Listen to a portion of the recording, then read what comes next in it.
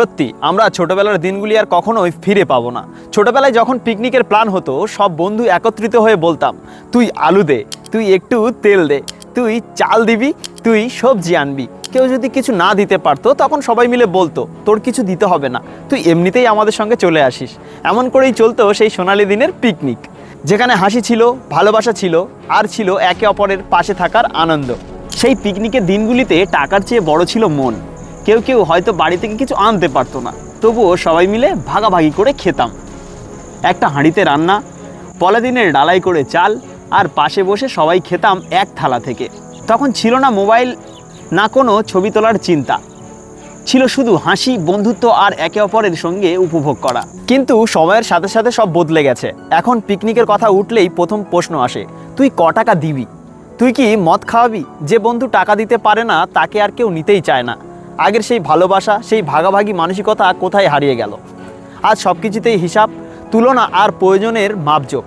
সেই সরলতা, সেই নির্মল আনন্দ যেন কোথায় হারিয়ে গেছে এই আধুনিক সময়ের ভিড়ে। তবু সেই ছোটবেলার স্মৃতিগুলো এখনও মনে পড়ে। কেউ আলু আনছে, কেউ হাঁড়ি, কেউ রান্না করছে, কেউ মশলা মেশাচ্ছে, আর সবাই মিলে হাসির মধ্যে পিকনিকের খাবার বানাচ্ছে। সেই মুহূর্তগুলোর দাম টাকা দিয়ে কখনোই মাপা যায় না। সেই সময় ছিল আমাদের জীবনের সবচেয়ে সুন্দর অধ্যায়, যেখানে আনন্দ ছিল ছোট জিনিসে, ভালোবাসা ছিল নিঃস্বার্থে।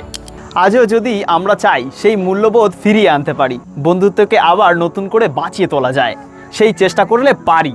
কারো পাশে দাঁড়ানো, কারোর মুখে হাসি ফোটানো, একটা দিন বন্ধুর সঙ্গে নির্ভরভাবে কাটানো, এই ছোট ছোট জিনিসগুলোকে আমরা সেই পুরনো আনন্দ ফিরিয়ে আনতে পারি। টাকা নয়, মনটাই আসল, এই কথাটা আবার মনে রাখা দরকার। শেষে একটা কথাই বলবো, জীবনে প্রতিটি দিন একবার আসে, তাই প্রতিদিনের ছোট মুহূর্তগুলোকে উপভোগ করো। যাদের সঙ্গে একসময় হাসতে, খেলতে, পিকনিক করতে, তাদের একজনকেও ভুলে যেও না। একদিন আমরা সবাই এই দুনিয়া ছেড়ে চলে যাব, কিন্তু স্মৃতিগুলো বেঁচে থাকবে আমাদের দেওয়া আনন্দ ও ভালোবাসার মধ্য দিয়ে।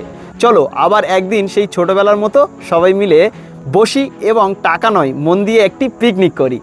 ভিডিওর ছোট্ট দৃশ্য এবং ছোট্ট ক্লিপগুলোকে নির্ধারণ করতে আমাদের বেশ অনেকদিন সময় লেগে গেছে, যার কারণে আপনাদেরকে বলবো এই ভিডিওতে অবশ্যই একটা লাইক করবেন। আপনাদের একটি লাইক একটি মোটিভেট।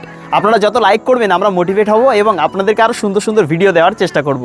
আর হ্যাঁ, আপনার পুরনো যে বন্ধুগুলো আছে তাদেরকে অবশ্যই ভিডিওটি শেয়ার করবেন। শেষ পর্যন্ত দেখার জন্য সকলকে অসংখ্য ধন্যবাদ।